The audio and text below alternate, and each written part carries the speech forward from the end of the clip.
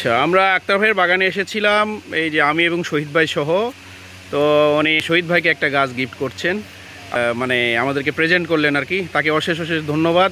গাছটাও যেন ভালো থাকে, আমাদের সম্পর্কও যেন অটুট থাকে। বনসাইয়ের রাজ্যে স্বাগতম।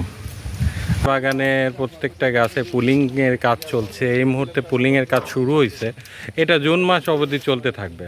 তো এটা একটা দীর্ঘমেয়াদী কাজ, এটা একদিনে এটা করা সম্ভব না। আজকে পুলিং করা হচ্ছে, পাতা ছাঁটাইয়ের কাজ। পরে এখানে দেখা হবে যে কোন ডালটি রাখা যাবে, কোনটি কেটে বাদ দিতে হবে। তো কাজ চলমান প্রক্রিয়া। বনসাই তো আপনারা জানেনই, বনসাই একটা ধীর গতিসম্পন্ন চলমান একটা প্রসেস, যেটা বছরের পর বছর লেগে যায় একটা বনসাই তৈরি করতে। তো আমরা যদি বলি এই গাছটার বয়স আনুমানিক, এটা ফাইকাস গোত্রের রেড ফাইকাস, এটার বয়স আনুমানিক 10 থেকে 15 বছর বয়স চলমান। এটার বয়স হয়তোবা তার থেকে আরেকটু বেশি হবে।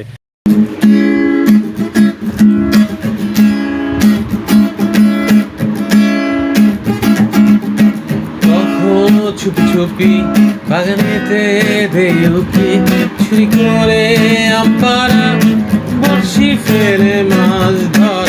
কখনো চুপি চুপি বাগানেতে দেউকি চুরি করে আম্পারা বড়শি ফেলে মাছ ধরা। দুপুর জলা নাটাই ঘুরি খেলা নওয়া খাবুরে ঘরে ফেরা বিকেল ঘরে গুলো মনে পড়ে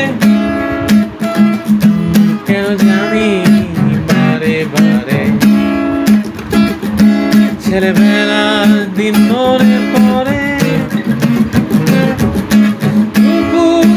জলা আর নাটাই ঘুরি খেলা আর নাওয়া খবুলে ঘরে ফেরা বিকেল ঘরে দিন গুলো মনে পড়ে কেন জানি বারে বারে। ছেলেবেলার দিন মনে পড়ে, ছেলেবেলার দিন মনে পড়ে। এটা তমাল।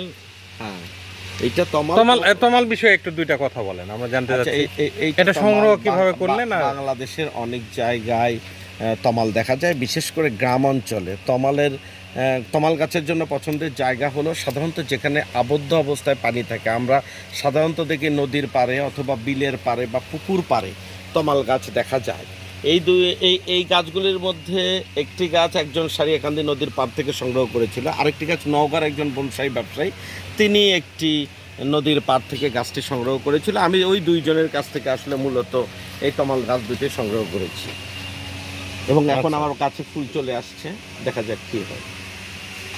আর এখানে আমরা একটা মিষ্টি তেঁতুলের জাত দেখতে পাচ্ছি, এবং ফুল চলে আসছে। আশা করি এটাতে এবার হিউজ অ্যামাউন্টের তেঁতুল ধরবে। রাইট।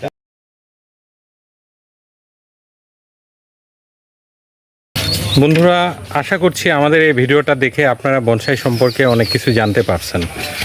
আর ভিডিওটা ভালো লাগলে আপনারা অবশ্যই কমেন্টসে জানাবেন আপনাদের কোন বনসাই গাছটি ভালো লেগেছে। ধন্যবাদ।